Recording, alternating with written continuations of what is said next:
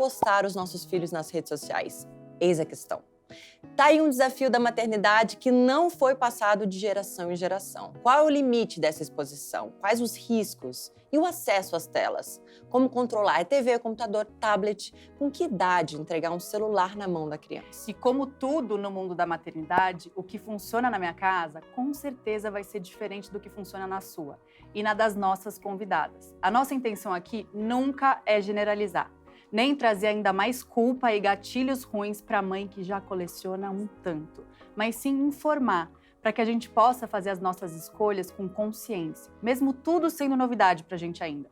Mesmo a gente tentando descobrir, junto com eles, a loucura que é maternar na era digital. Eu sou a Júlia e sou a mãe da Cora. E eu sou a Tayla, mãe do Francisco e da Tereza. E esse podcast é Coisa de Mãe. A questão é braba mesmo. E é por isso que a gente trouxe essa conversa aqui. São denunciados cerca de 366 crimes cibernéticos diariamente no Brasil e a maioria das vítimas são crianças e adolescentes. Ou seja, amanhã podem sim ser um dos nossos filhos. Então vamos falar sobre isso? Esse é o tema do episódio de hoje do Mil e Uma Tretas, Filhos na Era Digital. E para nos ajudar nessa treta, trouxemos duas convidadas que falam e pensam muito sobre o assunto. Uma que é mãe e a outra que é especialista no tema. Minha amiga, amada, empresária e influenciadora que já se posicionou publicamente sobre o assunto, inclusive, a mãe do Otto e da Lara, amiga da Cora, Mônica Benini. E trouxemos também uma mulher que é referência quando o assunto é erradicação da violência sexual e online no Brasil, a atriz, escritora, treinadora de oratória, Sheili Calef. Bem-vindas! A gente estava maquiando e falando, como a gente vai começar esse assunto? Como a gente vai começar esse assunto? Que a gente vai daqui pra terapia, com certeza. A gente pode começar com raiva. Eu convido as pessoas, vamos passar raiva, que é um jeito engraçado de mostrar que vai ser difícil. Vai ser difícil. Então, existe, né, esse momento. Qual é o momento de entregar o celular na mão dos nossos filhos? Ela já existe? Começa com a pergunta de $1 milhão. Porque dessa, assim, eu acho que a gente vai... entendeu? Pode existe. ser. Vocês podiam me preparar para essa primeira pergunta. É porque talvez a gente tenha que dar um passo para trás. Exato, eu acho que a gente tem que dar um passinho para trás, né? Que é a resposta simples, 13 anos. Todo mundo surtou anos. Agora, que todo mundo passou mal. Isso é o celular na mão da criança, não é nem a rede social, é o celular na mão da criança. É o celular na mão da criança com acesso à internet. Porque você pode jogar antes... sem que seja online, né? Você pode ter um joguinho, ela vai jogar mais novinha, tem criancinha jogando, tudo bem, desde que não seja online. Mas isso não é uma realidade, e tá tudo bem, gente, não ser uma realidade. Eu só coloquei assim, se a gente for olhar estudos, tudo é para mais de 13 anos, todas as redes sociais, inclusive o WhatsApp, não é para crianças menores de 13 anos, está lá nas regras do WhatsApp, todas as redes sociais. Regras que ninguém lê. Que ninguém lê. Alguém já viu isso aí? Alguém já leu essas regrinhas? Só que se acontecer um problema, eles vão esfregar na carinha de todos os pais. Mas estava aqui essa regra. Sim, foi você que escolheu, né? A rede social, ela vai se eximir da responsabilidade. Vai falar, você que fez. Então, é importante a gente conhecer essas regras, essas leis. Então, o que vai acontecer é que vai depender de cada família. O quanto você consegue cuidar dessa interação da criança no ambiente digital. Controlar. Porque isso vai exigir um cuidado. Né? A gente pode falar de um controle, de uma mediação. A gente geralmente usa controle parental quando é um aplicativo que você coloca no seu celular para acompanhar o que a criança faz no dela. São gratuitos, são super legais, você dá um tempo, você estipula o tempo que ela pode ficar em cada coisa, você vê o que ela está pesquisando. Não sei se vocês viram, a Luana Piovani recentemente comentou, né? Que viu que o filho dela tinha pesquisado por fuzil. E ela viu porque ela tem um controle parental. Ela foi ver o que era. É porque ele viu num jogo e digitou o mesmo nome do fuzil, da arma que ele tinha no jogo. Mas ela foi lá ver. Se você não tem um controle, você não sabe. E é louco isso que você está falando, porque são muitos passos para trás, que até aquilo que a gente falou na cabeça. Não foi passado de geração para geração. A gente está aprendendo na marra. Né? E cada hora chega uma novidade cada vez mais atrativa. E cada vez... E coisas também que, assim, a mãe solo, que tem que fazer 500 coisas em casa, às vezes é um aliado, né? Que é uma saída que não estou defendendo, nem assim, generalizando, estou tentando fazer com que a gente pense em todas as possibilidades. E aí, estamos falando aqui, que eu acho que a gente vai precisar muito da sua ajuda de entrar nessas possibilidades de controle, Mas eu nem lembro o que veio primeiro. Eu acho que o que veio primeiro da nossa época, nós crianças, era a televisão, que a mãe deixava a gente na frente da televisão para conseguir fazer o almoço. Totalmente. Então, é recente, mas cada vez vem uma coisa nova. Da onde a gente começa essa investigação? Você começou a pensar nisso quando você virou mãe, Mo? Quando o Otto nasceu. E aí é isso, né? Você se vê à frente de 1 milhão de possibilidades e pessoas que expõem os filhos à internet, à televisão, desde muito pequenos. E é exatamente o que você falou, não tem como generalizar. Como que eu, do alto da minha estrutura, com a minha rede de apoio formada, vou julgar a mãe que não tem sequer uma rede de apoio e precisa dar conta das demandas da vida toda e precisa colocar o filho em frente à TV. Então, quando o Otto nasceu, que hoje em dia tem 6 anos, é o meu filho mais velho, eu parei para pensar nisso com mais afinco, assim. E entender também tudo que abrange a minha vida com o meu parceiro, a nossa realidade, o que fazia sentido para mim ou não. Mas antes disso, né, eu fui uma criança também que cresceu vendo TV. O Otto, com 6 anos, ele nunca teve tela pequena? Tipo... Celular, não. Celular, nunca. No máximo, sei lá, ele pede por alguma coisa e a gente, quero ver um vídeo de uma pessoa fazendo snowboard. Aí a gente mostra. Televisão, o Otto vê aos finais de semana, mas assim, vários finais de semana ele esquece. E aí eu percebo que acaba sendo um estímulo que vai evoluindo dentro da criança também, né? Então, como ele não está acostumado a ver TV, final de semana é um momento que ele também fica com a gente o dia todo, então ele já, às vezes, esquece. Distrai. Mas eu perguntei se ele nunca teve, porque eu, por exemplo, eu dei tela pro Francisco, tela de novo, nunca no celular, nunca no tablet, nunca no nada, a televisão, desenhinho, e achava normal. Óbvio, te consumia todo tipo de informação, quanto era ruim, mas de um pouquinho de manhã, um pouquinho à tarde, super rolava. Depois de um ano, super rolava.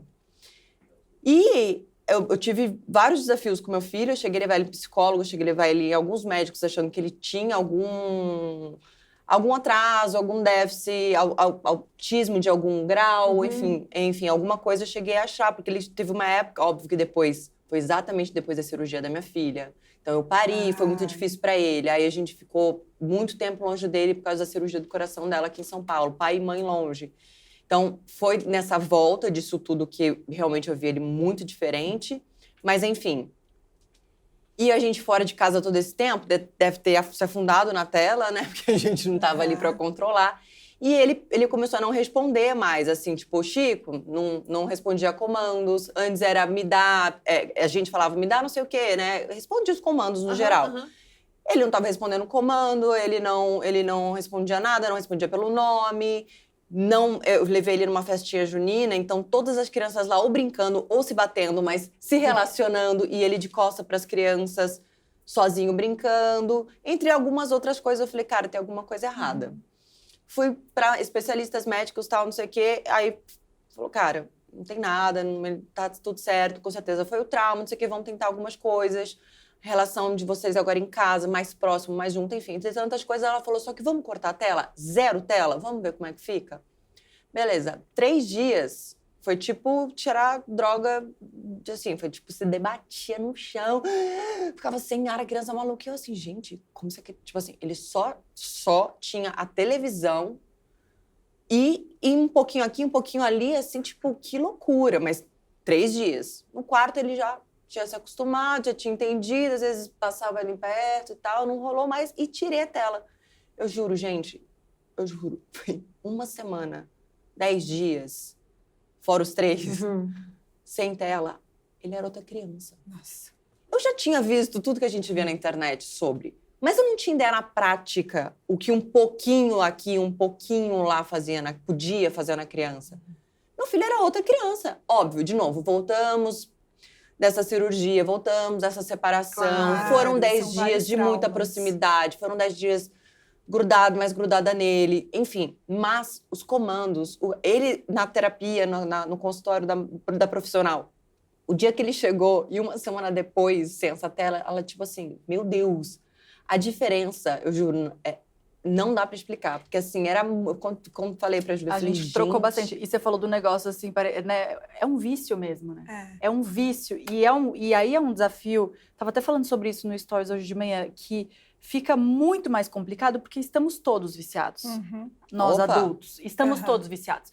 Então, o tempo inteiro, a Cora teve uma época que ela também tinha um pouco de acesso, eram mais músicas que ela dançava, olhando e tal, e também, depois desse depoimento dela, falei, vou cortar. Aquela viagem nossa foi o último momento dela com acesso, e aí eu até falei, meu, tá muito.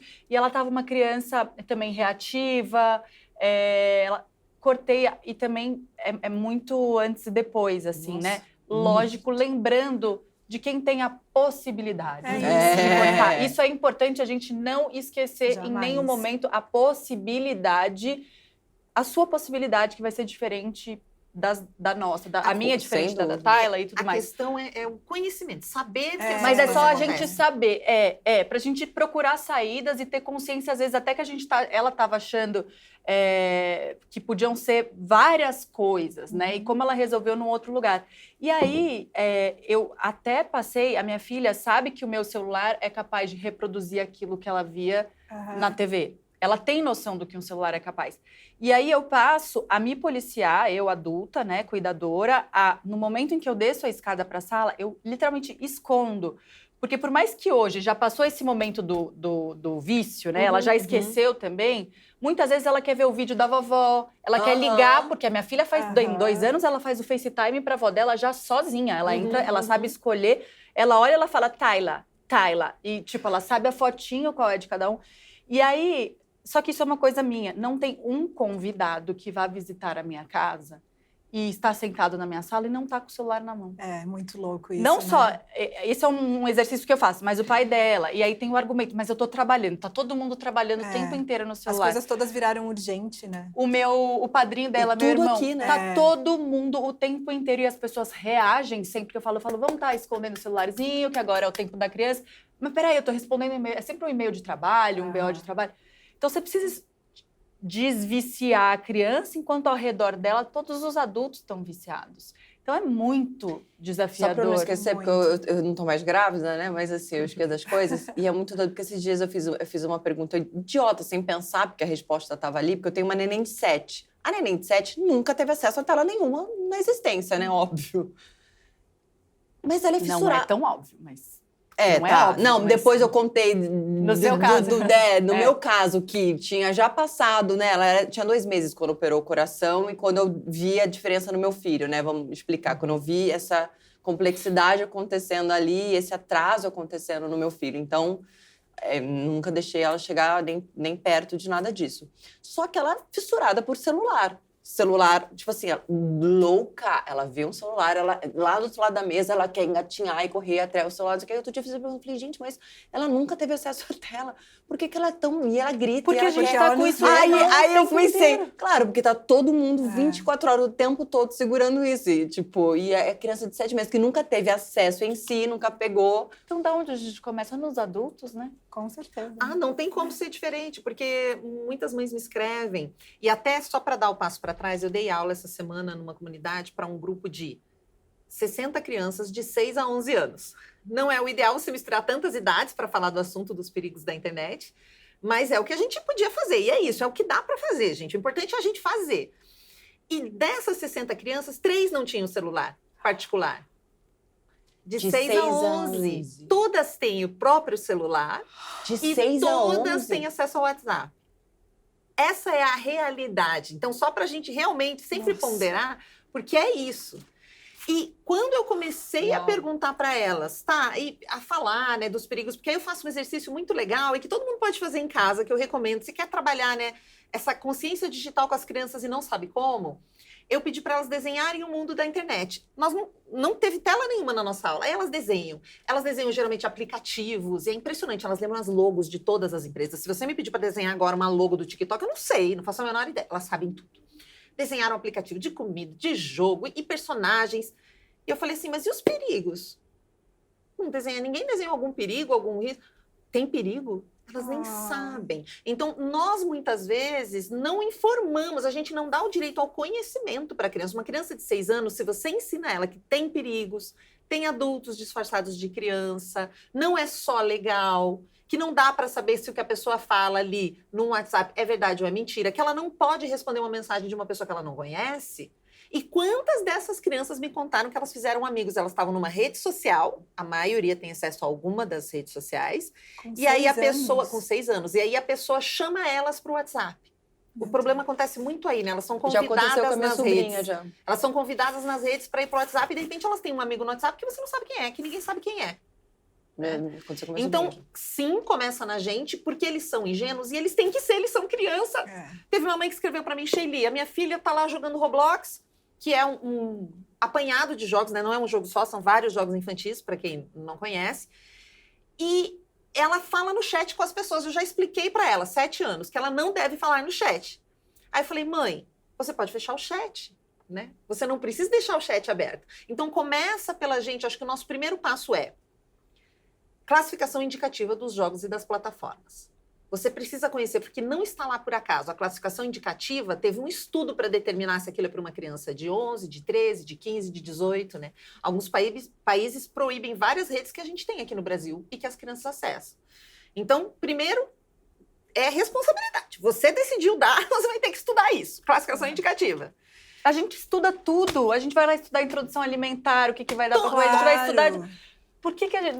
Classificação indicativa é o básico. E depois você tem que entrar nas configurações. Se você vai deixar a sua filha jogar Roblox ou seu filho jogar Roblox, entra lá. Tem como você fechar o chat para ninguém ficar chamando essa criança, um desconhecido. Porque, gente... Gente, eu não entendo nada desse negócio de jogo. Pra mim é tipo assim, oi, quem os predadores, meu filho no jogo? Quem vai falar com meu filho no jogo?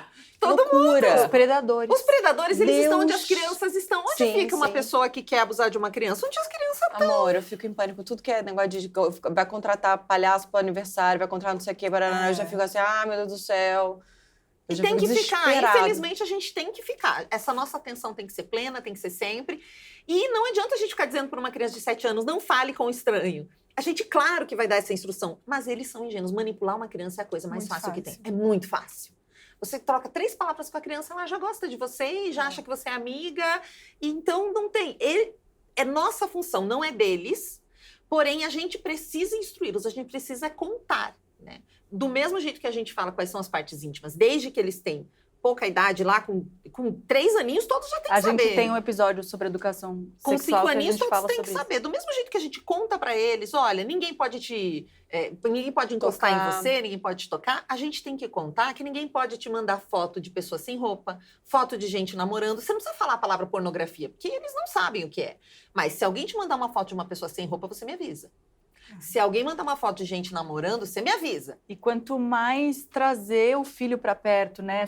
Essa parceria de que eu tô aqui para você me avisa. Eu posso dividir com a minha mãe, que é uma coisa que acho que todas nós aqui, com os nossos filhos, temos essa preocupação de ocupar esse lugar, não de vínculo, mas num lugar de acolhimento e confiança é a palavra. E não num lugar de...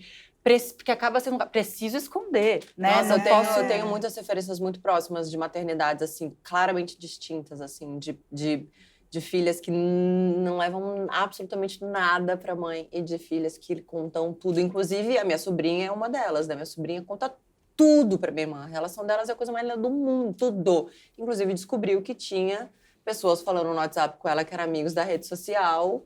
Porque ela conta tudo, mostra tudo. E acho que para além do nosso exercício de ler a classificação, de ir descobrir o que né, é indicado, não é indicado, o celular na mão da criança com os 13 anos, tem também o quanto a gente vai expor os nossos filhos. Falamos também na cabeça... Esse é o passo zero. Esse é o passo zero. Esse é o zero, porque mesmo que a criança não tenha acesso a nenhuma Vou ali rapidinho, já volto. A nós duas, né? Mesmo que a criança não tenha acesso... A gente tá rindo porque eu de mostro nervoso. coisas muito... De nervoso. Mostro coisas muito... a gente tá rindo. Eu vou dar uma lida aqui, já volto. Eu mostro coisas muito sérias nas redes e aí quem já conhece o conteúdo, né, já sabe que é trevoso, vamos dizer assim. O que acontece? Mesmo que a criança não tenha nenhum acesso à internet e a redes sociais, os pais colocam a criança em risco, ou os cuidadores, quando expõem elas nas redes com fotos e vídeos. E aí a polêmica, é a treta embalada, né? Porque a avó quer posta foto do neto. Ai, que lindo! Teve até uma apresentadora bem conhecida, ela botou uma fotinho do neto peladinho quando nasceu, coisa mais linda. Imediatamente eu escrevi para ela, já tinha trabalhado com ela. Falei, amiga, não! Apaga, pelo amor de Deus. Porque não vê maldade. Os pais não veem maldade nas fotos. É muito além de não ver maldade. Às vezes você quer compartilhar o momento mais feliz da sua vida. Não, mas ela tá falando de uma foto de um bebê pelado. Não, então, né? mas não é nem que a gente nem... A mesma ingenuidade da criança... Uma mãe, eu falo por mim, né? Porque eu mostro minha filha nas minhas redes, mostramos, eu e Tayla. Então é uma coisa quase que tipo. É uma ingenuidade. Por mim, eu teria quase um reality show. É uma ingenuidade. Que era pra mostrar todas as fofurinhas que as pessoas não conseguem ver todas. E a Mônica tá aqui hoje não por acaso, porque ela é alguém que escolheu desde sempre nunca expor os 2 filhos dela. Então é um jogo, não é nem assim, a gente pensou. A gente não pensou, né? Porque é uma coisa de transbordar o amor. Eu quero entender se você teve uma conversa com o Ju. Como que foi isso antes, assim, né?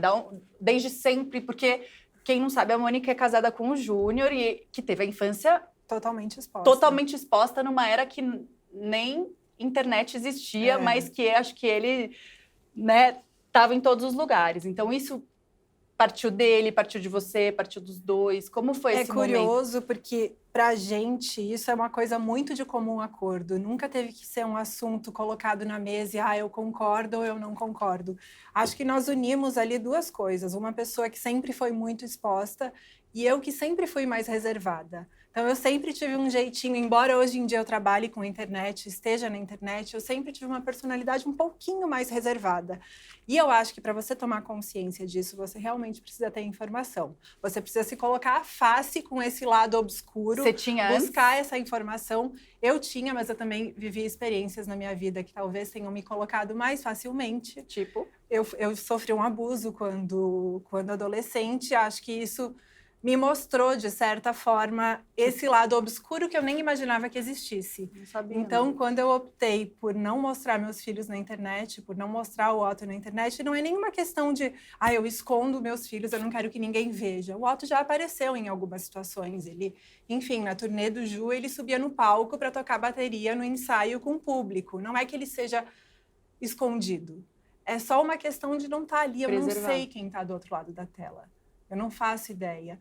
E o Otto devia ter uns 3 anos de idade quando eu estava num grupo de WhatsApp de mães e uma das meninas compartilhou um link. Olhem esse perfil, a gente precisa derrubar. Eu entrei e era um perfil de pedofilia. E aí eu passei algumas horas, assim, eu fiquei obcecada, eu desmarquei o que eu tinha para fazer, falei, eu não consigo sair de casa, eu preciso ficar aqui. E eu entrei em todos os perfis que o perfil seguia, nas pessoas que seguiam o perfil, e eu fui rastreando de onde vinham aquelas fotos.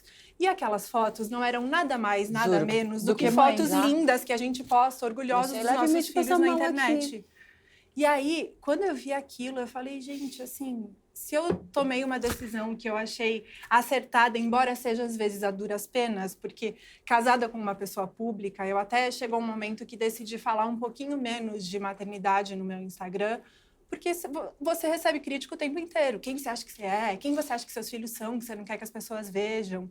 Então... porque ainda tem essa cobrança inversa, né? Ou mostra demais. Mas uma coisa que a gente já tem, a gente, que é um ponto em comum aqui, a gente sempre vai ser culpada de qualquer escolha. E nunca vai agradar todo mundo. Qualquer escolha, em qualquer cenário. Em qualquer cenário, a gente sempre vai... Sempre vai ter. E aí, acho que quando eu me deparei com esse Instagram, eu falei, ok, agora eu entendi. Que não é só uma coisa, não é só a foto que, para uma mente pervertida, você entenda de onde vem. Não, é a foto da menininha sorrindo, bonitinha. Sabe? É aquela foto que você olha e fala, eu quero que todo mundo veja essa foto porque tá linda demais. E é isso que eles também usam como material. Agora, um parênteses, eu que me julgo muito interessada a todos os assuntos que tem a ver com a minha filha e que pesquisa, ela sempre me zoa. Só ligar que já pesquisou todos os títulos. Se tiver alguma dúvida aqui, ligo pra Julia que ela já viu ela já leu algum livro, ela já viu algum doc. O primeiro contato que eu tive com o assunto e com as possibilidades de pedofilia na internet foi quando você me mandou o perfil da Sheili. Eu nunca tinha tido esse acesso. No momento em que E é isso, é tipo, eu não sei como chamar isso, se é ignorância, se é falta de... estratégia das próprias redes. É uma estratégia. Não é para você pensar quando você acessa uma rede social. A intenção dessa empresa, que é a da rede social, não é que você raciocine, é que você use. Quando eu dou palestra, eu sempre pergunto para os pais, para os educadores, quem é que sabe se a sua conta é privada ou pública? E muitos não sabem. Nem sabem se a conta é privada ou pública. Porque é super intuitivo, a ideia é você ali sair usando. E quando a gente começou a usar o Instagram há um tempinho atrás, 2 meses, né? Ele era um álbum de foto. Você não podia escrever. Você não podia escrever, ele era só fotografia. E detalhe que quando eu baixei o meu, eu achei que realmente fosse um aplicativo de fotos. De filtros. De filtros, que as Mas pessoas não tinham acesso. Né? Imagina, olha o medo, olha como eu ter postado nesse álbum. Um monte graças de a Deus. Gente não assim, nem entende o funcionamento, porque a ideia não é entender, a ideia é usar. Só que o que é hoje o Instagram? E acho que essa é uma confusão que a gente faz muito. É comércio. O Instagram é como um shopping. Imagina um shopping cheio de loja. Tem um cara vendendo moto, vocês estão vendendo o podcast de vocês, eu tô lá vendo meu livro, você tá vendendo alguma coisa. Quem tá lá tá vendendo alguma coisa, tá vendendo a si mesmo. Por que a gente fala que tá vendendo a si mesmo? Porque eu sou vendida para você como público, você é vendida para mim, todo mundo que tá lá é um grande comércio. Se você está lá, você está dizendo, pode comercializar. Você vai pôr seu filho lá? Você tem que pensar muito em como fazer isso. Porque do mesmo jeito que tem uma loja de moto, uma loja de sabonete, uma loja de CD, uma loja de livro, tem uma loja de vendendo criança. Isso é um absurdo, mas está lá. Se fosse um shopping, a gente nunca ia permitir que tivesse um perfil explorando crianças. Mas como é na rede social, a gente permite. Eu não consigo entender. Como que as empresas, as grandes empresas do país, não são as primeiras a exigir uma regulação firme. Porque do mesmo jeito que você fez isso, eu mostro como fazer. E aí, os pais ficam assim.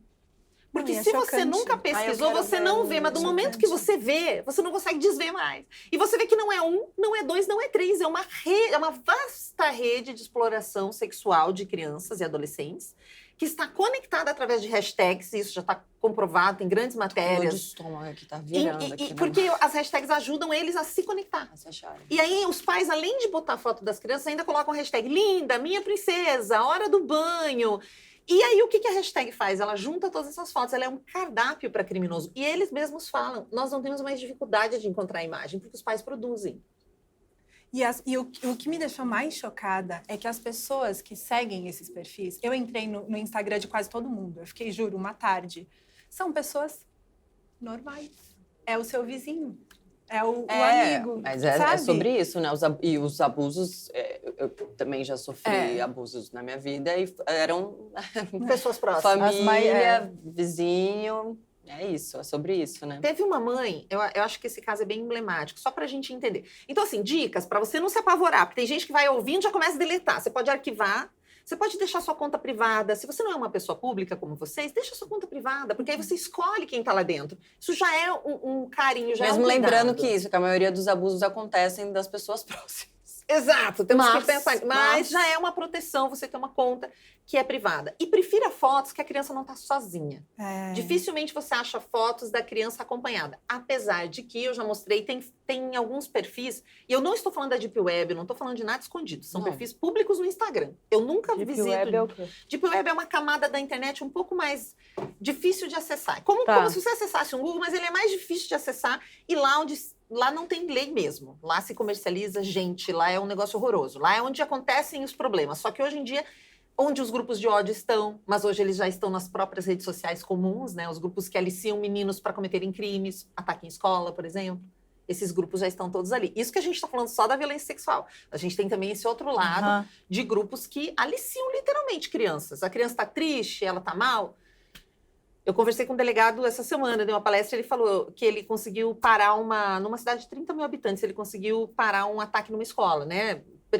Conseguiram pegar antes de acontecer.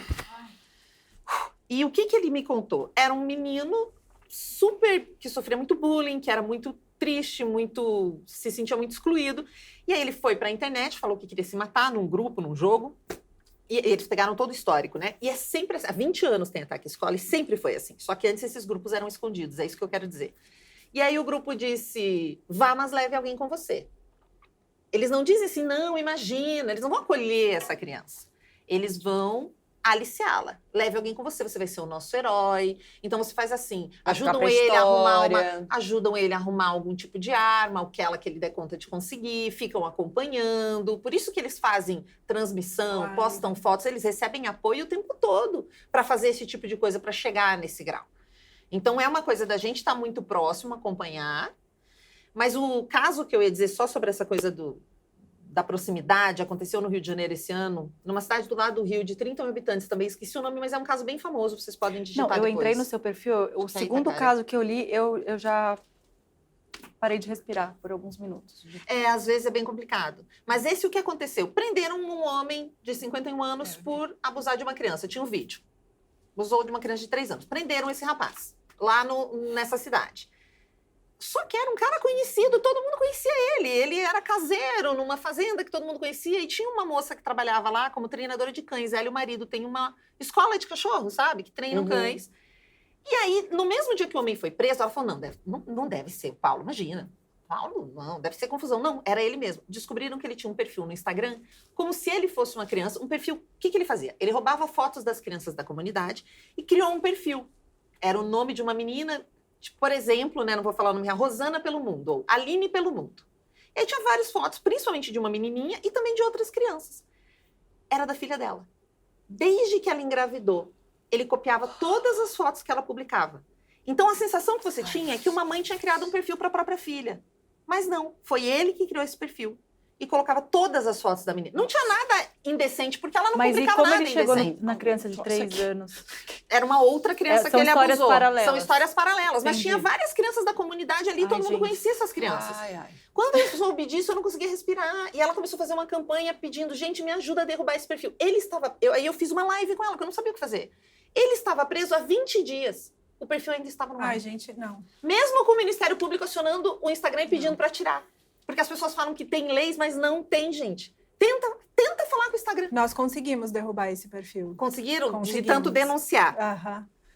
Jesus, mas entrando em contato com o Instagram também. Depois de algumas horas, o Instagram derrubou o perfil. Eu fiquei obcecada na época. Não, essa mãe também. Imagina você descobrir uma coisa dessas. Não, e ela falou, eu jamais imaginei, e não tinha nada, não tinha a menina de fralda, não tinha a menina de biquíni, eram fotos da vida. E tinha uma foto, logo no começo, tinha uma foto do marido com a filha.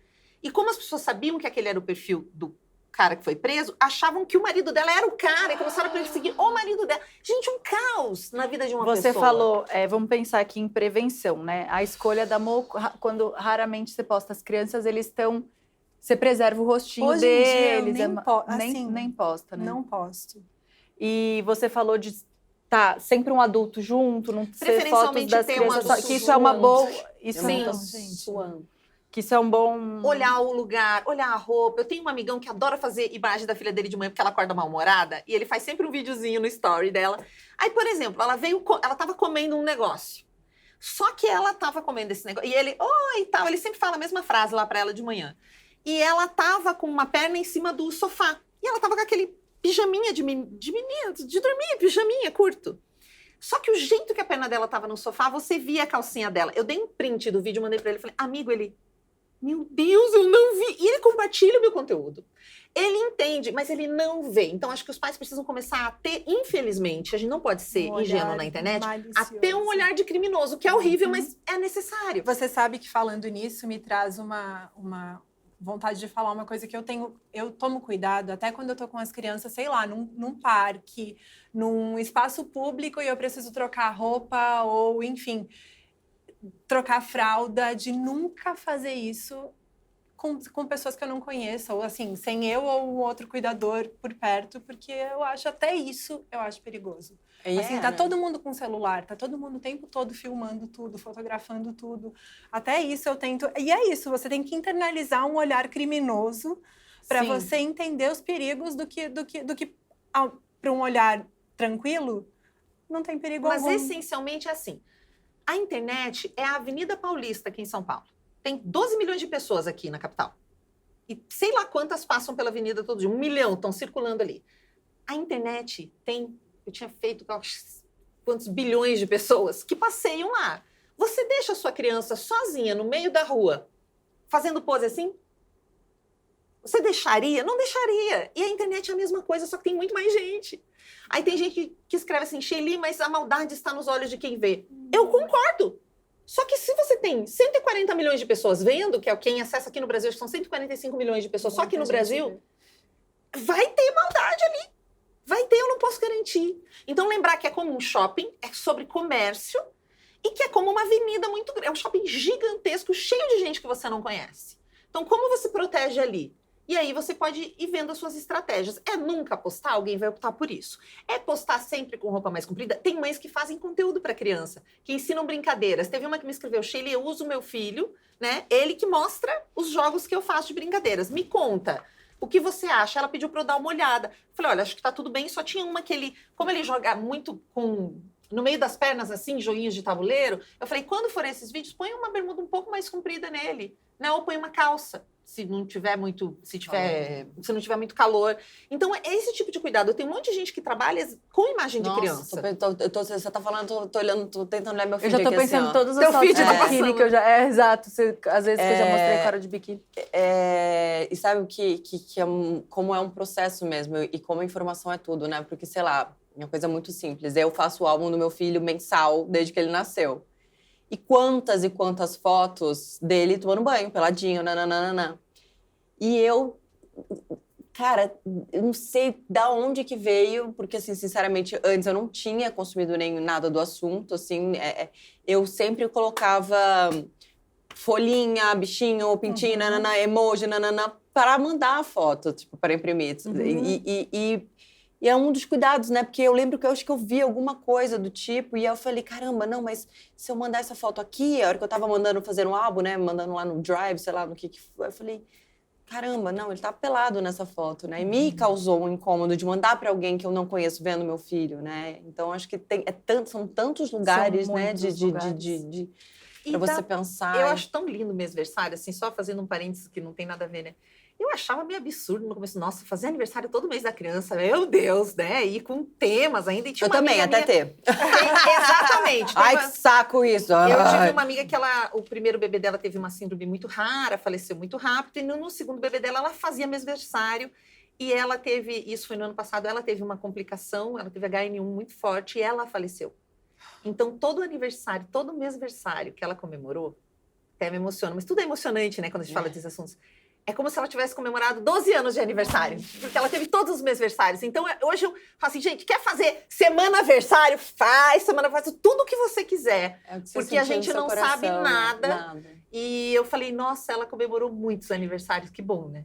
E eu acho que a gente está aqui também falando desse lugar de abuso, mas existe um outro lugar que eu acho que é importante a gente também prestar atenção. Hoje em dia que eu tenho um filho de 6 anos, que já elabora muito bem o que quer, o que gosta, obviamente, do olhar de uma criança, mas quem garante que essa criança vai querer ter a vida exposta quando adulta? Exatamente. Sabe, o Otto, ele sempre foi uma criança que amou posar para foto, então ele pedia, tira essa foto minha, e ficava fazendo 1 milhão de poses. Agora, com 6 anos, ele fala, eu odeio foto. E quem garante que quando ele se tornar um adulto, ele vai gostar de ter a vida dele exposta?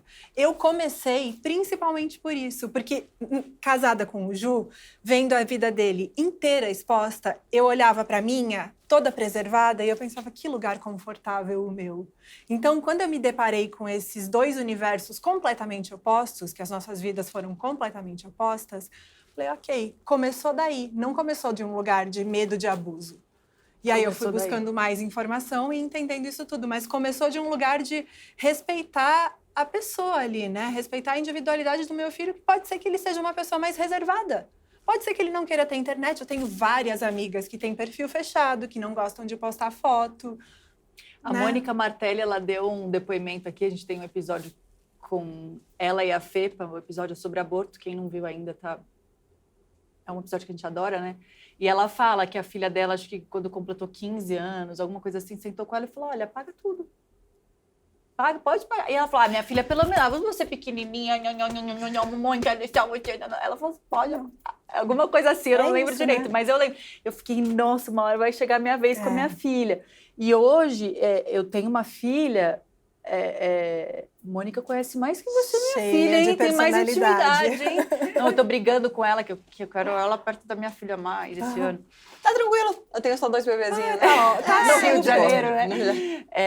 Mas a Cora, ela tem uma personalidade, ela é muito extrovertida, ela curte. Às vezes eu tô trabalhando e gravando coisas em casa, nível dela exigir que ela participe daquilo, ela briga comigo, ou se eu tô gravando, ela briga com o tio, que é o nosso parceiro que trabalha com a gente e tal, do tipo, tio, e ela cobra, ela pede, que é uma coisa que antes eu falava, gente, quantos artistas a gente vê e fala, não, eu pedi, amigas minhas que começaram a trabalhar com 4, 5 anos, ela pedia pra minha mãe, eu queria fazer, eu falava, gente, criança, como uma criança. E hoje eu vejo na minha filha que isso existe, sabe assim, tipo, ela... Não é que ela foge, ela vê você e quer ser igual mas também. Amanhã ela pode não querer mais, né? Mas eu acho que isso tá junto das trocentas coisas que a gente escolhe por eles todos os dias, né? Desde o momento em que eles nascem, a gente tá aí fazendo escolhas o tempo todo. E a gente tá falando aqui, né, dos abusos, dos crimes, de todos os riscos que a internet entrega. Mas foi um lugar que me acolheu muito no puerpério, claro. Que me trouxe você. A gente ficou amiga desse jeito, trocando. Eu fiz encontros com outras mães maravilhosas. Então, eu acho que talvez daí também venha a ingenuidade de não me aprofundar ou de não procurar, não sei. Ou das mães mesmo, porque a gente quer tanto compartilhar, ou a gente quer tanto também trocar com pessoas. Né? O 1001 também veio... Milma tá lá na internet pra gente também tentar chegar nessas mães. E vamos juntas, e vamos juntar nossas crianças. E vamos juntar nossas crianças, e vamos colocá-los para trocar e para... Mas aí você vê como existem várias maneiras, né? Vocês têm aqui esse espaço precioso, uma joia para trocas tão profundas. E as crianças não aparecem. Estamos aqui falando deles o tempo todo. Não, a gente até... Eu tenho há 2 anos uma criança. Até então, né? Não aparecia, né? E a vida seguia, né? Exato. Quando eu faço conteúdo, por exemplo, que fala alguma coisa de maternidade, eu mostro a mãozinha, sabe? Tipo, recortes. Então, existem várias maneiras de a gente fazer isso, né? E é engraçado, só uma informação mesmo, porque quando você falou, a gente tocou nesse assunto, tem um neurocientista francês que assustou todo mundo com o livro Fábrica de Cretinos Digitais. Ele já tá fazendo coraçãozinho. Esse livro é bem legal. Fábrica de Cretinos Digitais. Ele já começa o livro com uma pergunta: por que os grandes gurus do Vale de Silício, onde ficam as grandes empresas de tecnologia lá nos Estados Unidos, proíbem os seus filhos de usar telas? Exatamente. O Desmourguet, que é esse... Não sei se estou pronunciando o sobrenome dele. Eu nem pronunciei porque tá aqui, mas eu...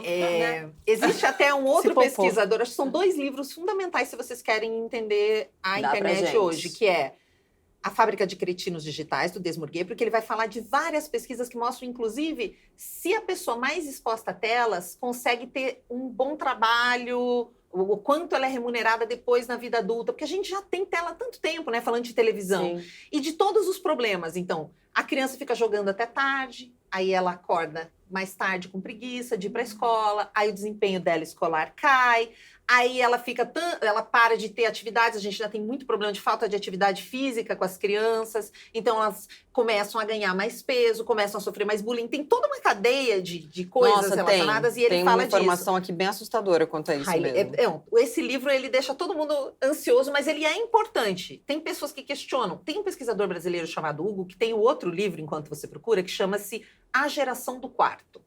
Todo mundo olhava para ele e dizia, como eu tiro meu filho do quarto? Aí ele falou, vou pesquisar. E ele entrevistou mais de 3.000 crianças e adolescentes brasileiros para entender o que eles estavam fazendo no quarto. Por que para eles era mais importante estar no quarto? Porque todo mundo vinha com essa reclamação do que estar com a família. E aí ele traz a fala dos próprios adolescentes.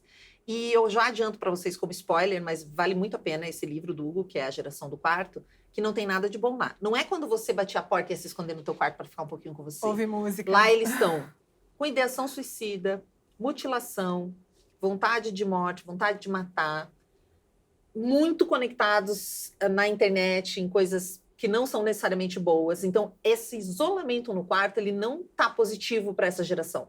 Mas é uma geração inteira, né? Todo mundo, se o seu filho não fica trancado no quarto horas e horas, conhece alguém que tem um filho que fica trancado no quarto horas e horas.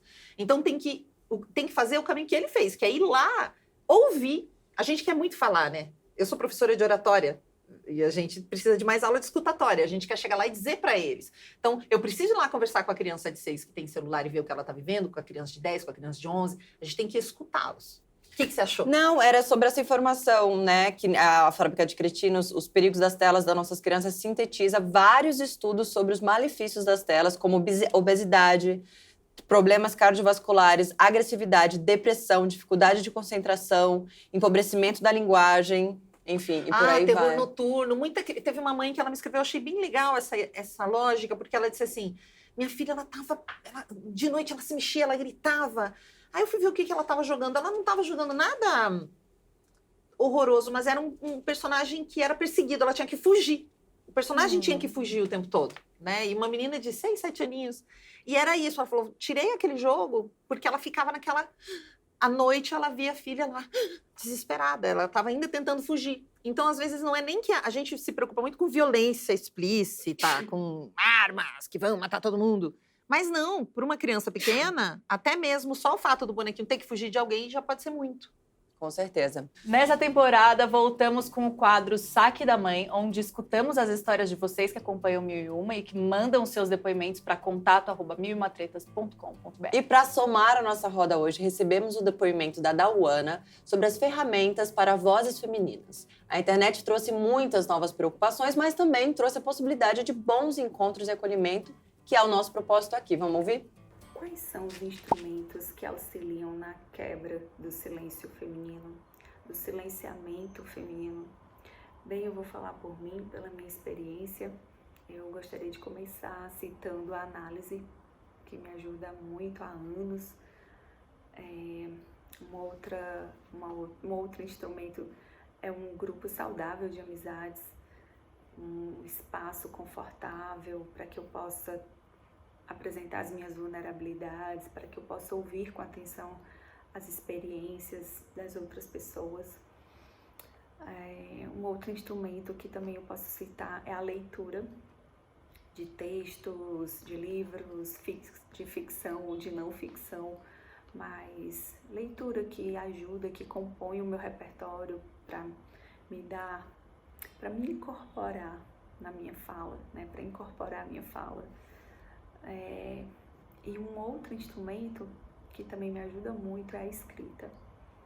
A escrita nos cadernos, no diário, a escrita, no meu caso, também uma escrita de ficção, me ajuda muito a dar nome aos silêncios, aos incômodos, como os contos que compõem esse livro, O Silêncio de Todo Dia. Triste foi o começo de tudo. Tenho uma amiga que entristeceu depois da gravidez e o descasamento. Foi tudo junto isso de ter filho e de se apartar. Na primeira semana do puerpério, o pai estava tão feliz com o nascimento do filho que saía para comemorar nos bares com violão e outras mulheres. Eles moravam num sítio, isolados numa casa emprestada. Faltava energia. Ela sozinha com o bebê e estudando para um concurso público. Faz tempo, mas nunca mais vi o olho dela brilhar. Não é coisa de poesia, não. O olho dela nunca mais brilhou, mesmo. Olha, romper com esse silêncio não é algo muito simples, né? E eu tô citando esses instrumentos para que a gente possa auxiliar outras mulheres a também romper os seus silêncios. E aí eu vou compartilhar aqui também uma experiência que eu tenho vivido através do livro, que é ler os contos em grupo, uma leitura compartilhada dos contos. Eu levo o livro para grupos de mulheres, a gente lê os contos juntas, conversamos, debatemos sobre os contos e no final cada mulher leva um exemplar do livro para casa. E eu sugiro que elas utilizem as páginas em branco do livro e possam escrever também o que elas vão sentindo a partir das leituras dos contos. É uma forma também de falar. Como diz a Carola Saavedra, que é uma autora brasileira, de quem eu peguei a epígrafe para o livro. Ela diz: escrever é dar nome ao silêncio, mesmo quando ninguém quer ouvir. Dawana. Dawana. Um beijo, que linda. E ela me todo mundo ficou. Ela me emociona. E daí eu acho, ela não está falando do que a gente está falando, mas em algum lugar tá, porque quando a gente quis fazer isso aqui, a gente queria falar sobre o que nunca ninguém tinha falado pra gente antes, do que a gente nunca tinha ouvido, do que a gente nem sabia que podia encontrar, e do quanto a gente queria abraçar maior número, a gente tinha uma frase muito nossa, maior número de mães que a gente puder alcançar, porque a gente foi silenciada muito o tempo todo, né? Tipo, a gente não ouviu falar coisas muito importantes. E parece que a gente está sempre sozinha passando por aquilo, por aquela dor. Então, a internet entra nesse lugar que é uma zona nebulosa mesmo, né? E a minha experiência até então, e a nossa ideia aqui era de acolhimento e de a gente não se sentir mais sozinha, né? Então, eu já tinha falado antes e digo de novo, o nosso encontro veio disso. Quantas vezes a gente se acolheu? Muitas. Muitas. Muitas. Você se reencontrou? Essa troca para você em algum lugar? Se reencontrou não é a palavra, mas você encontrou esse acolhimento também? Nossa, completamente. Completamente. Eu acho que a internet tem isso, né? A gente saber que lá tem tudo, né? Tem tudo. E saber usar essa ferramenta da melhor forma, porque pode ser um lugar de encontros muito valiosos. Muitas das grandes amigas que eu tenho hoje em dia e que eu cultivo as amizades e faço questão de ter por perto vieram da internet. Desse lugar de conexão, né? Que é uma identificação muito forte também. Passando pela mesma coisa, a gente entende que não está sozinha. E isso é muito potente, né? Porque veio silenciada a vida toda também. Então, é um lugar... Eu não falo tanto da coisa boa da internet, porque a gente sabe o quanto é maravilhoso. O lado bom a gente sabe. É engraçado, porque eu costumo muito falar isso quando as pessoas, quando eu escuto, né? Quando eu tenho acesso a responder, quando dá para responder, quando eu escuto as pessoas falando, nossa, mas vocês falam só coisas terríveis da maternidade, coisa que não é verdade, porque cansamos de ficar aqui nos derretendo e falando das coisas boas. Mas sim, a ideia é informar e trazer as dificuldades e esclarecer e informar. Então, eu falo, cara, são 2023 anos, porque eu tô falando de depois de Cristo, né, da Santa Maria e de toda a santificação em volta da maternidade. 2023 anos vocês estão ouvindo coisas maravilhosas. Não é possível que faz uns 5 aninhos que a gente está falando mais coisinha aqui, estão fazendo todo mundo desistir de ter filho. Alguma coisa tem aí, né? Porque são 2023 anos santificando, glorificando, romantizando a maternidade. Faz o quê? Quanto tempo que a gente está falando da outra realidade, que também existe. E talvez não exista na tua, mas na coleguinha existe, porque nenhuma maternidade é igual a outra, né? Fico puta quando alguém fala. Fico puta. Falo 2023 anos, 2018 anos não foram suficientes para você de maternidade boa e maravilhosa. E romantizada. E romantizada, você quer mais o quê? Que o rolê é maravilhoso, mas é treta, né? Óbvio, óbvio. E sim, tem mães que tem mães que nasceram com um dom que mesmo o que é muito difícil para mim, para elas não é, sabe? Talvez não é igual, porque realmente maternidade é isso. Cada ser humano é um ser humano, indivíduo, ninguém é igual a ninguém, então óbvio que não vai ser exatamente igual. Mas é isso, mais uma tretinha aqui que essa tretinha eu nem contava, entendeu? Essa treta aqui eu nem contava, e olha o tamanho dessa treta, Tem uma imagem entendeu? que uma amiga me deu quando eu entrevistei ela, porque ela é aquela que acreditava que só engravida quem quer, até que ela engravidou, sem querer, de uma pessoa que não quis assumir, e foi o caso. Mas eu entrevistei ela e ela disse assim, que o que mais chocou ela nesse mundo da maternidade é que tudo para grávida é begezinho, rosinha, azulzinho, tudo você leva, você prepara as coisas, né, para levar para o hospital e para volta. E é tudo marrom, sangue. É tudo sangue. Ela falou, gente, não tem nada a ver, Sheili, não tem nada a ver, é tudo sangue. Você para em viador, tem nada a ver. Então, o contraste daquelas coisas, e mesmo assim, desde o parto, né, da sala de parto, ela falou, o contraste daquelas coisas, tudo assim, com a realidade, é algo assim, esteticamente, para ela não estava concatenando, assim. Eu fiquei com essa imagem, aquela coisa toda bonitinha do sangue, mas da você vê placenta. que a gente se aposta de muito mais força quando a gente abraça esse lado que não é tão angelical, né? Porque é isso, é preciso quase um movimento ali animalesco para você colocar um filho no mundo. E assim, eu me vejo muito mais forte depois de ter passado por isso, abraçando as dificuldades, o sangue, o cocô, todos os fluidos possíveis, do que com aquela imagem da Virgem Maria, não tem sabe? nem como, gente, assim. Curiosidade, desculpa te perguntar. Você não quis ser mãe até aqui? Foi uma escolha? Eu nunca tive essa coisa, assim, eu tenho amigas que têm assim, a gente tem esse episódio, sabem, né? A gente tem esse episódio. E a gente ama esse A gente episódio. ama não tem quero aquelas ser mãe. pessoas que adoram ser mãe. Eu sempre pensei, se eu tiver com alguém que queira muito, eu teria, mas não é eu não teria uma produção independente e eu acho que quem quer. E você tem que sempre estar preparada para ser uma produção independente. Você nunca sabe se você vai ter parceria ou não, Com certeza. Então, a gente nunca fala muito foi isso aqui também. Essa minha questão, eu chego nesse lugar de proteção das crianças porque sofri violência na infância sexual, falo disso há muito tempo, e a violência online contra crianças, ela é geralmente no sexual. Por quê? Nós sofremos golpe o tempo todo, né? Quem aqui não... Tentativa de golpe é o que mais tem. Não, já caí mesmo. Não, se você não caiu, já, alguém do eu seu com lado você. caiu. Eu tava Foi, com você você, tava começou comigo. a transferir dinheiro. E é isso, nós adultos somos manipulados e caímos em golpe, porque os criminosos querem dinheiro da gente. Então, todo mundo que está conectado na internet vai encontrar um criminoso. Ele vai tentar te dar um golpe. Aí é o quanto você está preparado para identificar e tal, e o quanto ele é bom, que eles são muito melhores do que a gente em engenharia social. Eles estudam de manhã até de noite como fazer isso conosco. Se a criança está online, ela também vai encontrar um criminoso. E a gente está aqui sem saber inevitável. destravar um iPad, gente. Não, ela vai. A criança vai encontrar um criminoso também. Só que na mão do criminoso, a criança não tem dinheiro.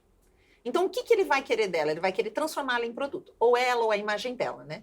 Então, a gente tem desde a utilização de fotos, de vídeos, até, eventualmente, ele querer produzir material específico daquela criança. Eu já coloquei lá depoimentos de mães que mostram suas filhas nas redes, tem um conteúdo que tem a ver com infância, e nada, assim, extraordinário. Ela e a filha fazendo comida. E elas recebem propostas. Se você me mandar um filho abusando da sua filha assim, assado, eu te pago $5.000. Um vídeo pra mãe? Pra mãe. Ué, mas você não vê notícia, não, amor? Quantos e quantos agora dos últimos tempos foram pego pai e mãe fazendo com a própria filha? Porque a pessoa se Tem encanta. gente que tem. O Tem gente que tem. Eu já li notícia de pessoas que tiveram filhos para isso. O criminoso se encanta com aquela criança e aí ele coloca o intermediador para tentar negociar a criança em si. A gente tem muita criança desaparecida, né?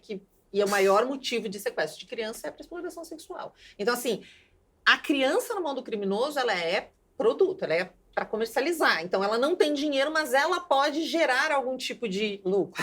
Dá uma palpitação. É um horror, né? Eu falo Eu vi de um uma jeito notícia assim, esses dias da mãe que fazia com o padrasto, eu acho. Imagens do filho foram pegos, né? E também já vi, na verdade, acho que era eu não lembro agora se era a mãe, o pai ou os Tem dois várias que mães tiveram... foram presas também por causa dessa... Que provavelmente... E o horror, assim, essa mãe, ela contou chorando muito, ela falou, fui eu que trouxe minha filha para a rede social. Ele nunca saberia da existência dela se eu não mostrasse ela aqui. E ele falava com ela, ele falava o apelido da menina, porque ele conhecia tanto o conteúdo que ele falava, né, chamava ela pelo apelidinho. E essa mãe estava apavorada, e aí depois as pessoas acharam que ela estava mentindo, que o choro dela não era real. As pessoas, elas querem tanto acreditar que o mundo é cor-de-rosa. E eu falei, em nenhum momento duvidei de você, mas para me provar que ela não estava mentindo, ela me mandou os vídeos que ela recebeu como exemplo, porque o criminoso mandou exemplos de como ela deveria fazer com os filhos dela, vídeos de outras mães que já tinham topado. 3 dias sem respirar. Meu Deus do céu. Pela primeira vez na minha vida, esse ano eu Você tive crise de viu? pânico. Sim. Eu e a pessoa que me ajuda a responder, Não, né? eu não sei. Gente, eu imagino as coisas que você deve Mas assim, era real receber. e ela quis me provar, falando, em nenhum momento eu duvidei de você, fica tranquila. Então, só para dizer assim, tá em conexão com a internet, o criminoso vai aparecer. Porque a potência de um criminoso no virtual é muito grande. Ele manda 200 mensagens no segundo. Se ele colocar uma automação, não tem como a gente competir. Como famílias, nós não vamos vencer essa luta. A gente precisa da família, precisa da escola, precisa do governo, porque precisa de leis e precisa das plataformas. Eu queria ler isso aqui, desculpa estar lendo tanto hoje, gente, mas é porque eu fiquei muito chocada com isso, eu não tinha essa informação, que o artigo 241 do Código Penal diz que aliciar, assediar, instigar ou constranger por qualquer meio de comunicação criança, com o fim de com que ela praticar ato libidinoso, dá pena de reclusão de 3 anos e multa. Que porra é essa? 3 anos e multa.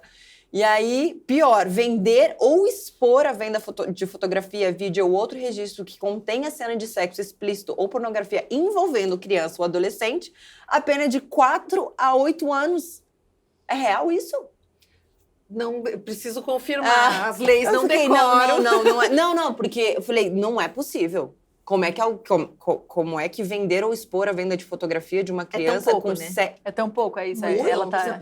A gente tem uma questão complexa aqui, Gente, que é esses crimes, especialmente se eles são virtuais, e até na conversa com esse delegado que eu citei, ele falou que ele observou assim, ele tem muito menos homicídios lá na cidade, tinha sempre, sei lá, até uns 30, né? Ele falou, não tem quase homicídio, mas em compensação, o número de estelionato, que são esses crimes virtuais, todo tipo de crime virtual aumenta muito. Por quê? É difícil de rastrear, a polícia nem sempre está preparada, como os criminosos estão preparados, com tanta equipe especializada, a gente não tem as delegacias não estão necessariamente conectadas umas com as outras para compartilhar informação. Então, um BO digital, você vai fazer um crime digital, você tem que selecionar um estado. Então, é um crime que acontece em vários lugares, mas como cada um está colocando os estados, eles não são linkados, enfim, difícil de rastrear. Para o criminoso, é muito mais interessante porque ele não tem o contato físico, então por mais que para a gente é ruim encontrar um criminoso frente a frente, ter uma luta, se ele estiver armado é ruim. Para ele também é ruim, porque pode rolar, ele também pode se machucar. Então para ele é muito mais prático e se ele for preso as penas são muito menores, porque não teve o confronto. Então tem uma mudança da criminalidade muito forte em relação ao que acontecia. E esse tipo de situação vai entrar nesses novos crimes.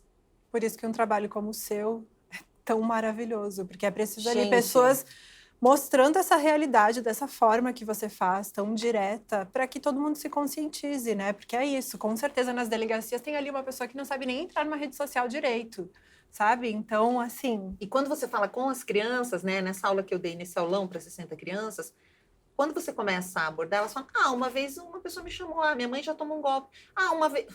que não tem nem como eu descrever, mas teve uma mãe, e tinha 4 adultos e acompanhando as crianças, porque era de dia, né, os adultos estavam trabalhando, mas tinha algumas mães que estavam junto, uma mãe falou assim, ela tem uma história, ela e o primo, aí os dois foram lá na frente contar a história. Ela devia ter 7, ele 8 anos, os dois pequenininhos. Ela disse assim, um cara me ligou, que eu falo, não atenda um chamado de vídeo de quem vocês não conhecem. É algo básico que vocês precisam dizer para as crianças, é literal. Então, não atenda uma chamada de vídeo se você não conhece a pessoa. Ponto. Aí ela falou, não, um rapaz ele me ligou de vídeo e ele tava se balançando, e ele tava sem roupa e de repente ficou tudo branco assim. Eu juro que ela foi na frente. Eu falei, eu não acredito que essa mãe disse pra essa criança vir aqui na frente. Nem eu soube reagir. Eles já viveram tanta coisa que a gente não imagina nas redes sociais, que até a minha primeira aulinha, eu falo assim, você tem que aprender a fazer cara de... Primeira conversa que você vai ter sobre internet com as crianças da sua casa, você vai fazer cara de alface na plantação, que é assim, ó. Não importa o que eles falem. Talvez vocês que estão só vendo, é uma cara de nada com coisa nenhuma. Você tem que perguntar. Porque certamente eles já vivenciaram alguma coisa, eles sabem de um amiguinho, que eles sabem de uma amiguinha. Isso qual idade você está falando? Tudo. A partir do momento que tem acesso. Aí a gente volta para a nossa primeira pergunta. Com que idade eu dou um celular? No momento que você achar que a criança consegue lidar com esse tipo de coisa. Ou que você vai ter a possibilidade de acompanhá-la. Ou que você vai ter a possibilidade de acompanhá-la. Se a gente tivesse controle. Né? Ou se você tiver a possibilidade de acompanhar, porque essas coisas estão acontecendo o tempo todo. Se não com ela, com o coleguinha, com outro coleguinha. E a gente nem falou de acesso à pornografia, que é com 9 anos de idade, a média mundial, e o Brasil fica na média. Uma outra coisa na cabeça aqui, quase que de culpa de não ter investigado tudo isso antes, ouvindo, eu tô sem ar. Não, é inevitável, assim. E eu já sabia que a gente já sabia que ia ser. Mas se a gente parar para pensar, que bom, né, que a gente está podendo falar sobre isso hoje, porque eu tô numa roda, eu nunca sofri nenhum tipo de abuso. Eu tive um lar muito de pais e mães harmonioso, que estão juntos até hoje e tudo mais. Mas é o tempo todo. Eu tô com 3 mulheres que no mesmo episódio, as minhas 3 companheiras, em algum momento de uma conversa aqui, relataram que sofreram abuso. E na nossa época, a internet ainda não existia. Então, vem de muito tempo. Uhum. E se lá atrás, né, cada uma com a sua história... E o meu primeiro era 2, 3 anos. Meu primeiro abuso. A gente vai ter que fazer um episódio... Ou seja, é muito... Só sobre isso, com certeza. Mas assim, se lá atrás... Eu tô toda arrepiada. Se lá atrás, nós, mulheres, já estávamos passando... por isso tão brutalmente, olha a porcentagem, eu estou sozinha aqui, Imagina hoje com a internet. Eu vi um relato essa semana de uma moça, depois até ela se desculpou, ela dizendo que não concordava com a Ana Hickman, porque aqui no Brasil nós somos mulheres livres, nós não sofremos violência, nós não somos estupradas. Eu acho que ela fez uma coisa para ganhar like, não deu certo.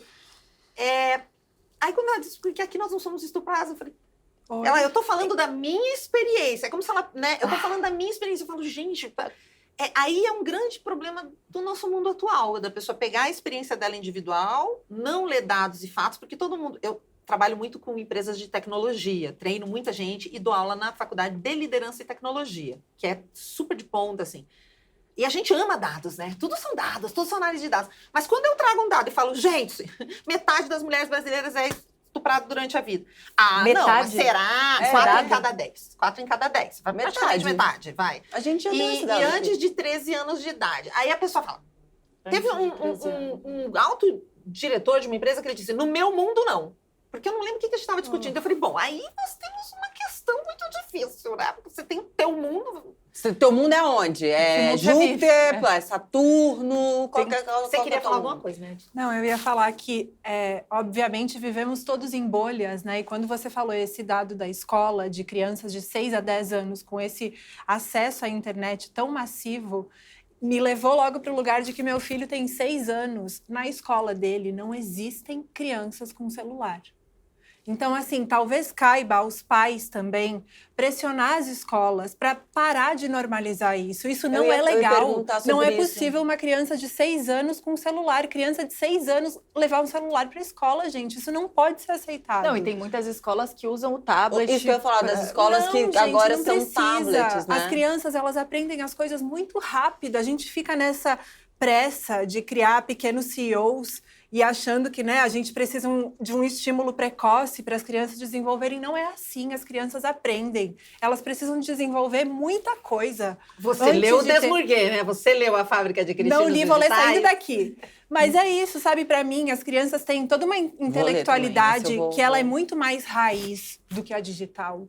A digital, elas desenvolvendo essa primeira intelectualidade, que se desenvolve muito melhor se desconectada de telas, tá tudo certo, não precisa ter essa pressa. E os pais também desconectados de telas nas companhias dos filhos. Totalmente. Isso também é muito, porque eu acho que nessa primeira infância, nada pode ser mais precioso do que a conexão do olhar de um pai e um filho. Do olhar presente. E que parece que é uma coisa óbvia, e por 1000 motivos, às vezes por falta de tempo. Quantas vezes ela falou, minha mãe dobrava, trabalhava madrugada, dobrava, não tem essa referência. A desigualdade social é o principal fator para as crianças serem abusadas de todas as formas. É a pobreza que a gente vive no nosso país. A gente vai voltar para esse lugar. E a ideia, eu acho que são 2 fatores principais, na minha opinião. Essa desigualdade tremenda e a ideia de que a criança não é um ser humano com direitos, mas uma propriedade da família. Nossa. A gente tem essa ideia muito difundida. O filho é meu, eu faço o que eu quiser. Isso acaba comigo. O filho é meu, eu educo como eu quiser. Tanto as mães mais progressistas e liberais vão dizer, o filho é meu, eu educo como eu quiser, então não vai, sei lá. Quanto as mães mais conservadoras, o filho é meu, eu educo quando eu quiser. E muita gente usa isso como desculpa para espancar uma criança, para bater, né? Ou seja lá o que for. Mas o filho você pariu e ele é seu, você tem o pátrio poder, que é o direito e o dever de protegê-lo, mas ele é um ser humano com os direitos, ele tem direito à própria imagem, ele tem direito à intimidade. Tem países já, a França já está com um projeto de lei para proibir o sharing, que é proibir que os pais compartilhem imagens e vídeos de suas crianças. Porque as crianças já começaram a crescer e a entrar com processos contra os pais. Porque tem criança que virou meme. Vocês não viram essa mulher aqui no Brasil que a filha dela pegaram uma imagem da bebê dela, uma bebê negra, né, de uma família negra, distorceram as imagens e aí virou um meme muito famoso que é, a pessoa fala assim, olha o bebê da minha irmã, daí a pessoa, nossa, que bebê horrível, né, ela tá online, mãe, não, nossa, que bebê legal. Foi uma trend. E eu vi essa trend rolando. Esse bebê é um bebê de uma pessoa, tipo, é um bebê real, de uma mulher real, alguém distorceu um pouco a imagem dessa criança para parecer um bebê horroroso. E essa mãe tá fazendo de tudo para tentar tirar essa imagem da internet e não consegue. E ali já vem um recorte, né? Tantas camadas, porque uma criança negra... É lógico. Sabe? Assim, né? A gente tá com problemas de racismo seríssimos em grupos de WhatsApp, de escola, que as crianças fazem montagem com os coleguinhas. Aí até é bacana trazer a informação que é abandono digital. Abandono digital já tem precedente no Brasil, os pais pagam multa. Então, você tem lá um grupinho de crianças de 10 anos com WhatsApp. E aí, eles fazem um cyberbullying com algum outro coleguinha, uma montagem, um xingam, alguma coisa. Dentro do grupo, você, legalmente, você que deu acesso a essa criança, você que é o pai e mãe, vai responder legalmente por isso. Inclusive, multas já pagas em torno de 5 mil, 10 mil, dependendo da problemática ali. Mas cyberbullying é crime e o crime quem é responsabilizado é o pai.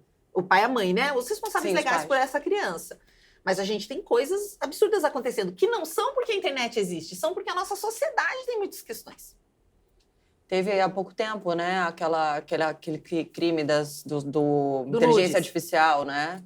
Então, eu até falei disso porque é um crime que usa a inteligência artificial para tirar a roupa da pessoa, que poderia acontecer com qualquer uma de nós. Sim. Aconteceu com uma amiga nossa, né? A Isis Valverde. Então, sério?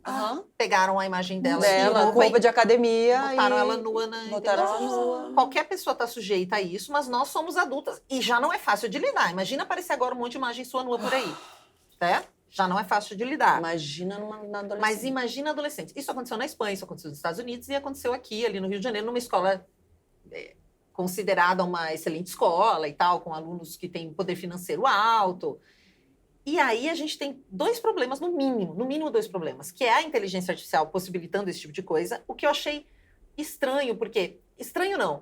Não é simples assim. Eu uso algumas inteligências artificiais e mostro elas para os pais. Se você colocar lá pelado, nu, sem roupa, criança de biquíni, ele não faz. Ele fala, não posso fazer essa imagem. Tem alguns Deep bloqueios. Web, talvez? Não, eu acho que eles conseguem burlar com o prompt. Com a forma que você escreve, você vai burlando. Então, se eu põe criança de biquíni, ele não faz. Criança na praia, ele não mostra de biquíni. Agora, se eu colocar criança na piscina, vem criança de biquíni. Então, dependendo... Então, ela não está ainda treinada, ela ainda não tem a averiguação humana que precisaria, mas a gente tem aí... Mas tá aí, para todo mundo usar. Mas a gente tem aí o quê? Um descaso com a vida das mulheres, porque eles não pegaram homens para tirar a camisa deles, pegaram as colegas meninas. Então, em que mundo um menino acha que expor a colega nua para a escola inteira é algo possível? Ou é uma brincadeira? Provavelmente é o mesmo mundo onde estudantes de medicina, de famílias com condições e com acesso à educação, fazem uma masturbação coletiva num jogo de vôlei feminino. Você percebe? É o mesmo universo, só que estão usando estratégias diferentes. Um está usando inteligência artificial, outro não. Mas teve um menino que delatou os outros, né? Que viu aquelas imagens e correu para os pais e falou, mãe, está acontecendo isso. Então, nós precisamos criar esse menino, que diante de algo assim veio correr pra gente. E também tem um outro problema de por que um menino, seja quem for, de 14 anos, ou vários, né, fazem algo assim para chamar atenção? Por que eles querem se mostrar? Certamente eles estão tentando pertencer a um grupo. Vamos ver, nós estamos falando de adolescente e de criança, gente. Eles querem pertencer a um grupo, explorando as colegas, por quê? No que isso é aceitável? Por que eles estão achando? O que está faltando para eles também, que eles estão tentando preencher dessa forma? Então, são muitas camadas. Aliás, são camadas. A sua maternidade, mãe de menino, mãe de menina. Eu ia falar sobre isso agora. Para mim foi bem diferente nesse lugar. Foi muito diferente, sim. Conta Embora aí. eu já crio o Otto com a intenção de criar ele o mais feminista possível. Mas existem diferenças que são, assim, quase que biológicas, né?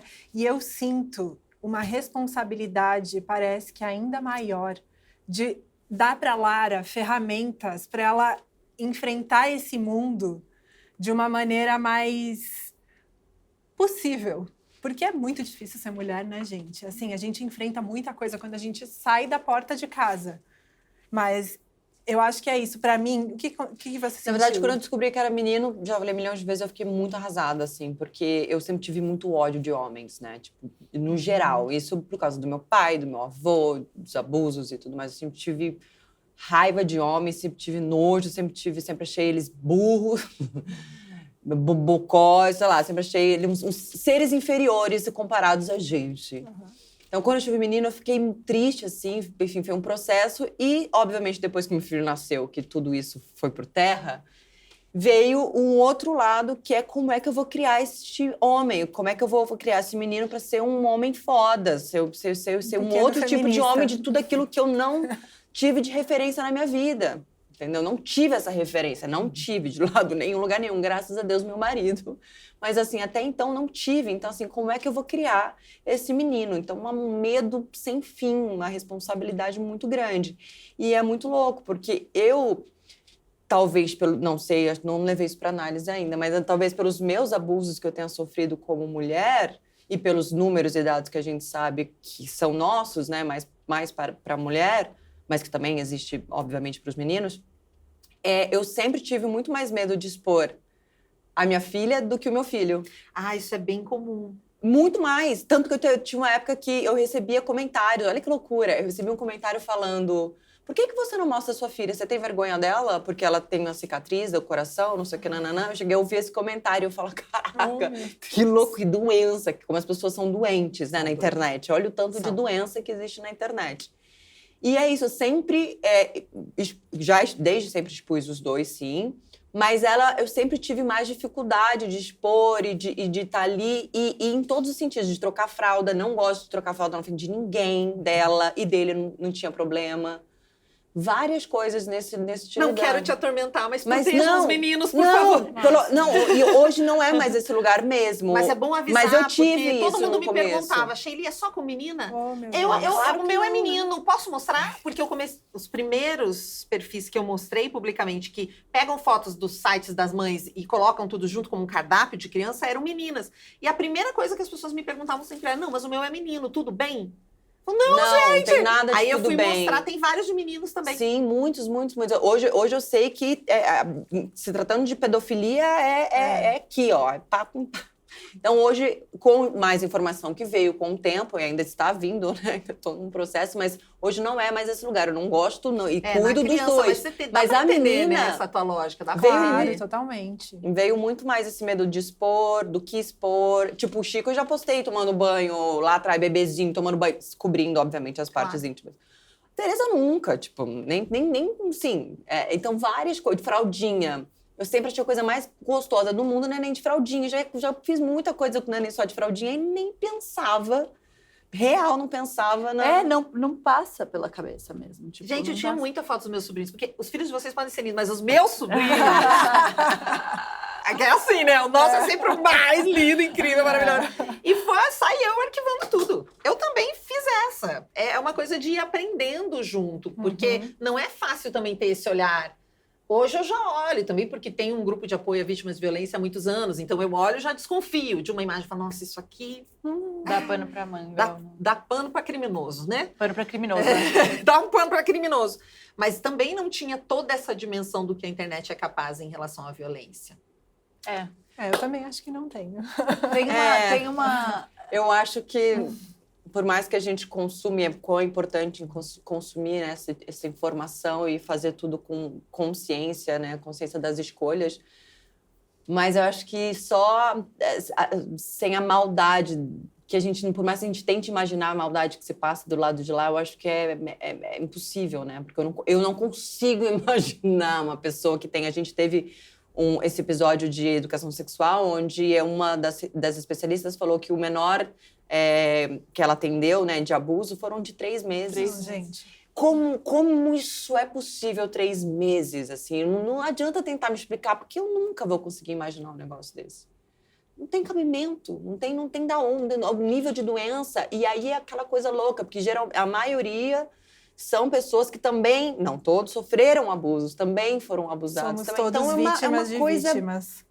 Louca, então vamos proteger dentro do possível os nossos, né? Que eu acho que é tão importante, a gente tem que ir para o encerramento. Nasce um filho, nasce a necessidade de fazermos escolha por eles o tempo todo. Dá uma insegurança danada mesmo, porque não tem regra, não tem manual, e mesmo se tivesse, estaria sempre desatualizado.